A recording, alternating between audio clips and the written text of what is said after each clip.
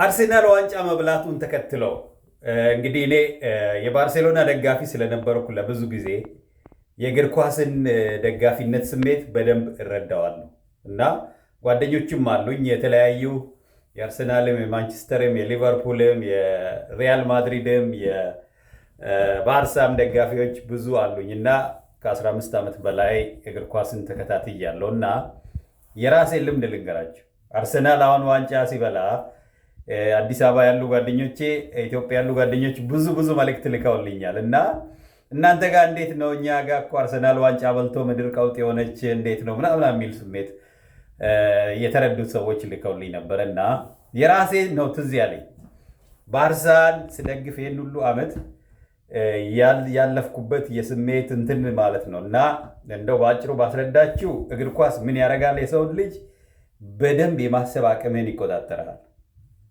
በጣም ኢሞሽናል ያደርጋል። ከምትገምቱት በላይ የእግር ኳስ ደጋፊዎች ስሜታዊ ናቸው እና አንድ ጓደኛ ነበረኝ በጣም ጠንከር ያለ የሊቨርፑል ደጋፊ ማለት ነው እና ትዝ ይለኛል የሆነ ጊዜ ገርል ፍሬንዱ እሱ ሊቨርፑልን መደገፉን እንዲተው ፈልጋ ነበር።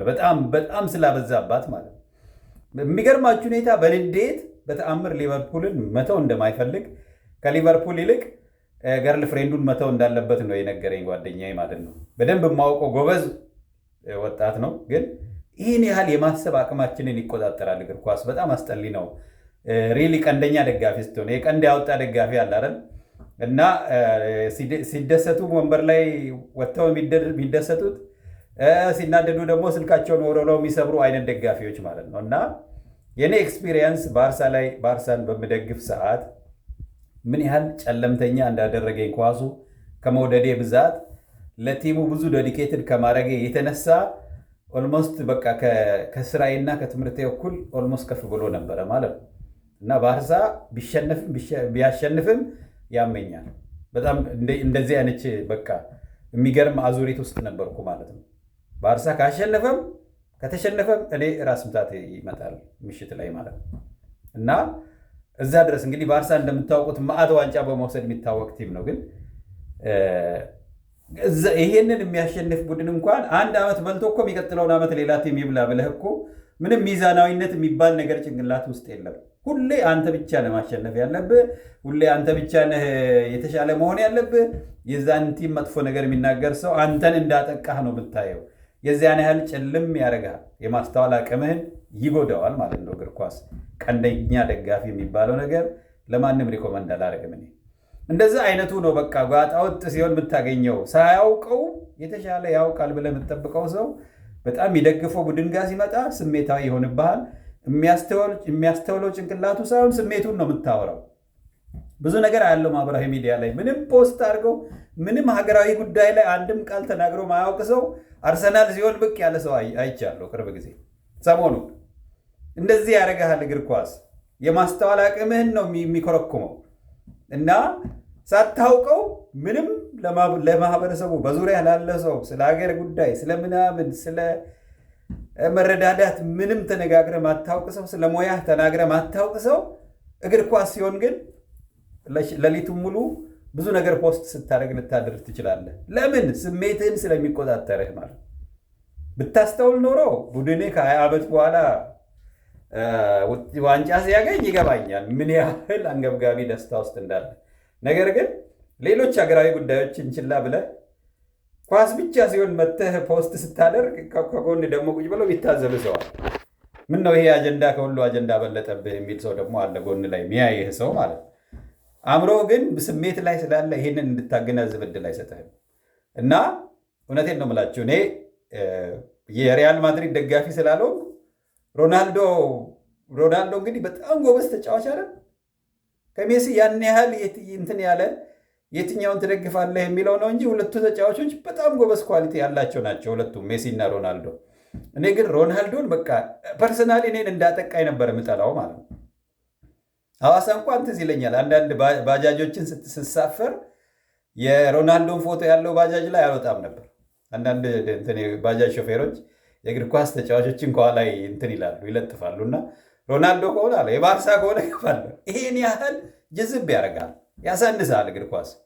የማታስተውል ከሆነ ደጋፊ ቀንደኛ እዛ ቀንደኛ የምትሆኑን እዛ ጋር ቀንዱ በትክክል ያለማስተዋል ምልክት ነው። ቀንደኛ በሆነ ጊዜ አንድ ሰው ማለት ነው። እና ሁሉ ነገር ሲበዛ ጥሩ አይደለም። በተለይ እነኚህ ስሜታዊ የሚያደርጉ ነገሮች ማለት ነው። እና ይገባኛል፣ ወጣቱ መዝናኛ ይፈልጋል።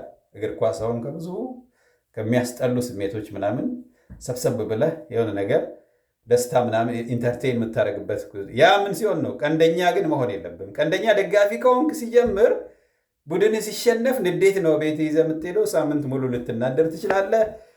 ብዙ ጉዳይ አለ። አሁን ደግሞ ቤቲንግ ጨምረውበታል፣ ቁማር ማለት ነው። እና ይህንን ማለት እፈልጋለሁ። ሁለተኛ ነገር ይህን እዚህ ጋር ልተወው እና የሊንክዲን ምርጫ ጋር ልምጣ። በጣም አመሰግናችኋለሁ። በሜንተሪንግ ኤሪያ ላይ ብዙ ድምፅ ሰጥታችሁኛል እና በአንደኝነት እየመራው ነው ያለሁትና ይህንን በጣም በጣም በጣም አመስግኛችሁ ግልጽ ማድረግ እንፈልጋለሁ። እንደተናገርኩት መሰራት ያለባቸው ስራዎች አሉ ብዙ። የኔ አይነት እንደዚህ ትንሽ ነጫጭ ፀጉሮችን መቁጠር የጀመርን ኢትዮጵያውያን በሙያችን ትንሽ ከፊት የሄድን ሰዎች ከኋላ ተተኪ ማፍራት አለብን። ኢትዮጵያውያን በተለይ የሙያ ማህበራት ላይ አልሰራንም። አሁን ይህንን ድምፅ የምትሰሚ ውስጥ ራስሽን ጠይቂ። አንቺ የሙያ ማህበር አባል ነሽ? አንተ በተማርክበት ሙያ በያዝከው ዲግሪ የሙያ ማህበር አለ? እያገዝክ ነው? ወጣቶችን ሜንተር ታደርጋላችሁ? ለዚህ ጥያቄ የምትሰጠው መልስ እንደ ኢትዮጵያውያን እንደ አንድ ባለሙያ ያለንበትን ቦታ ይነግርሃል። ራስን ጠይቅ። ስንት ወጣቶችን ሜንተር አድርገን እናውቃለን በእኛ ሙያ ብለህ ራስን ጠይቅ እስቲ። እውነት በያዝከው ዲግሪ የምትተማመን ከሆነ እውነት አንተ አንድ ጥሩ ባለሙያ ከሆንክ ኢትዮጵያ ውስጥ የትም ዓለም ላይ ልትሆን ትችላለህ። ፎርዛት ማተር እውነት ተተኪ ኢትዮጵያውያን፣ አሁን ስለ ኢትዮጵያ ነው የምናወራው። ሌላው ዓለም የተሻለ የሚሰሩ አሉ። ሜንተሪንግ ብዙ ወጣቶች እንደሚያግዙ አውቃለሁ። እኛ ግን እያገዝን ነው ወይ? እስቲ ይሄንን ቆም ብለህ አስብ። የያዝከውን ዲግሪ አስብና የሙያ ማህበሩ ምን ደረጃ ነው ያለው? ስንት ሀገራዊ ካሪኩለምን ተነጋግራችሁ ታውቃላችሁ? ለምሳሌ ወጣቶችን ሜንተር ታደርጋላችሁ? ተተኪ እናፍራ የሚል ውይይት ተደርጎ ያውቃል? ይህንን ነው እኔ ቻምፒዮን መሆን የፈለግኩት። ይሄ ጥያቄ ትልቅ ያልተሰራ ስራ እንደሆነ አውቀዋለሁ። እኔም ያን ያህል ፕሮፌሽናል ሜንተር የሚባል በግልጽ ኖሮኝ አውቅም። ነገም ከኔ በኋላ የሚመጣ ወጣት ግን የኔ አይነት እግዚአብሔር የሰጠውን ፖቴንሻል ለመጠቀም የሚቸገር ሰው መሆን የለበትም። ከፊት ያሉት የኔ አይነቶች ቢያንስ ይህን አጀንዳ ከፍ አድርገን አዎ ስለ አርሰናልም መጨፈር ጥሩ ነው፣ ስለ ሊቨርፑልም ማውራት ጥሩ ነው። ነገር ግን ብልጥ መሆን አለብን። ከሚገባው በላይ የማይገባንን አጀንዳ ይዘን ውኡ ከምንል አንዳንዴ መለስ ብለን ኦኬ ተዝናንተናል፣ ዋንጫ ማሸንፈዋል፣ ጉጃብ ኮንግራት ለአርሰናል ደጋፊዎች። ኦኬ አሁን ስለ ሙያ እንነጋገር እስቲ። የእኛን ጨዋታስ ምን አድርገነዋል? የእኛ ሙያ ምን ደረጃ ነው ያለው የሚለውን እንድትነጋገሩ ይሄ አጀንዳ እንዲሆን ፈልጋለሁ። ለዛ ድምፅ ስለሰጣችሁኝ እጅግ አመሰግናለሁ። ሁሉንም ስራ እዛ ውስጥ መጠቅለል እችላለሁ። ሁሉንም የተወዳደርኩባቸውን ድምፆች እዚህ ላይ እንዲሆኑልኝ ነው የምፈልገው። ለምን? ይህ ቁጥር 1 ለኢትዮጵያ ወጣቶች የሚጠቅም ነገር ስለሆነ። የሙያ ማህበራት ሲጠነክሩ ሳይንስ ይጠነክራል። ካልሆነ ለፖለቲከኛ እድሉን ሰጠህ ማለት ነው። ፖለቲካ ደግሞ እንደምታውቁት ብዙ ነገሮችን ምናልባት በባለሙያ አይን ላይ ይታይ ይችላል። የራሱ ሳይንስ ነው። ፖለቲካውን ቢሆን የፖለቲካ ባለሙያዎች ማህበር ያስፈልጋል ማለት ነው። ኦኬ እንደዚህ እያደረግን ቀስ እያልን ሀገራችንን ወጣቱን ማጠናከር ማገዝ አለብን እላችኋለሁ። አመሰግናችኋለሁ። እግዚአብሔር ስጥልኝ። አሁንም ምረጡ፣ ድምፅ ስጡኝ። የኢትዮጵያ ውስጥ አብራችሁ ስሩ ብላለሁ። የአርሰናል ደጋፊዎች እንኳን ደስ ያላችሁ። ታዲያ ቀንደኝነታችሁን ቀንሱ፣ ተረጋጉ፣ ከሚገባው በላይ አታጭሩት እና ይህንን ማለት ነው ፈልገው።